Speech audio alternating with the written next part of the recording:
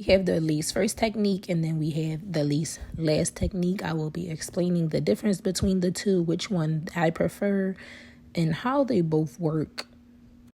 Here is the lace first technique. You basically stitch the closure all around onto the cap before you begin to sew. And then as you're making the wig, your closure is already, or your frontal, whatever, your lace is already on it. So you're just sewing, and at the end, you don't have to get back off the machine, apply the lace, and then do it all over again. So you'll see me stitching a wig together here. In my opinion, this just helps you like knock it out. So say if you have 5 lined up with the lace already on there, you can just run through them. You don't have to keep stopping and reapplying.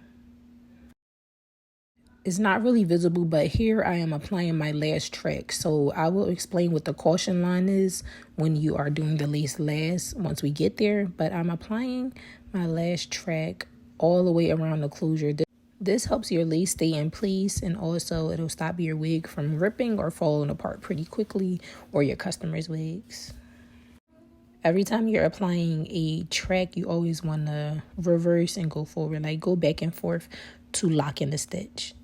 Now, as you see, everything is around. You can't really see where the lace starts at, and it's secure now.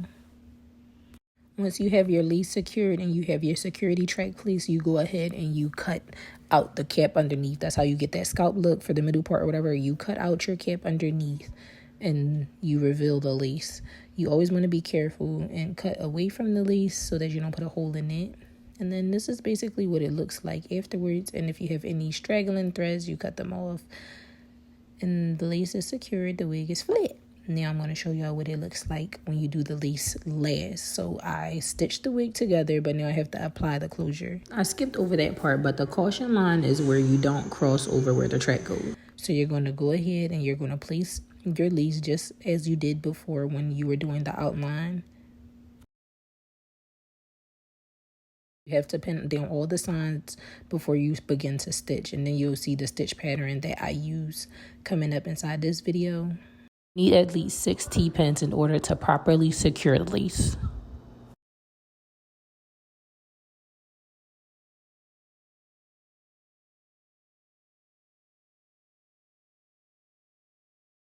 You want to sew under, so when you're sewing under, you stick the needle through the lace and then you stick it underneath the weft but through the cap so that it's attached to the cap and the track or the weft.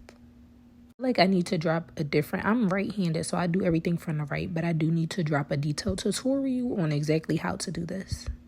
You follow the same technique all around, stick it through the lace, stick it underneath the weft through the cap, and you just secure your stitch down all the way around until you get to the end.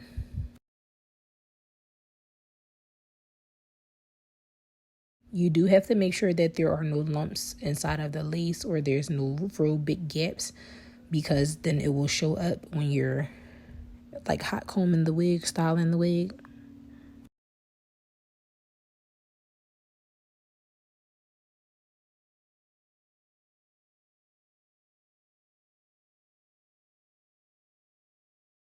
You can see that I'm lifting the pins as I go, so you want to kind of sew around the pins before you lift them up, just so that your lace is still in place and you don't have any problems with gapping and like lumps, like I said. And I'm just trying to kind of speed this part up, so you can watch closely to see what I did, or you can kind of skip to the next part. But this is just me making sure that I got my lace nice and flat, because I do not want anyone complaining to me.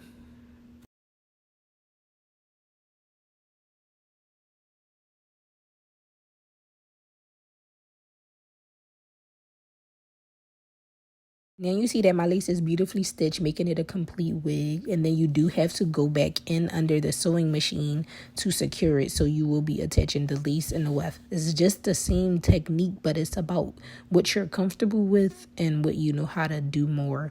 But you do practice both of them. So I'm just going to take it off, and then I'll be like calling it the hot press, but you're going to put your wig back under the machine just so that you can secure it. And then I'll show y'all exactly how it looks just similar to the lace first technique. It's just the difference, and then the time frame, because you have to like take it off and apply the lace and then go back under the machine. You understand like the back and forth that I'm getting at too. That's why I like the lace first technique. I did start out with the lace last technique because I was not comfortable with it, so you have to practice over and over again until you find what you're comfortable with. On my freebie, which is the practice sheets, I offer the swirl and I offer the straight lines. You need the swirl because the swirl kind of applies to you having to go around that lace, because you have to turn. You're not going in a straight line. So you have to kind of turn the wig and not the machine when you're doing this. So that's why the swirl is very important. Or you can try to do like a square, like trace a square.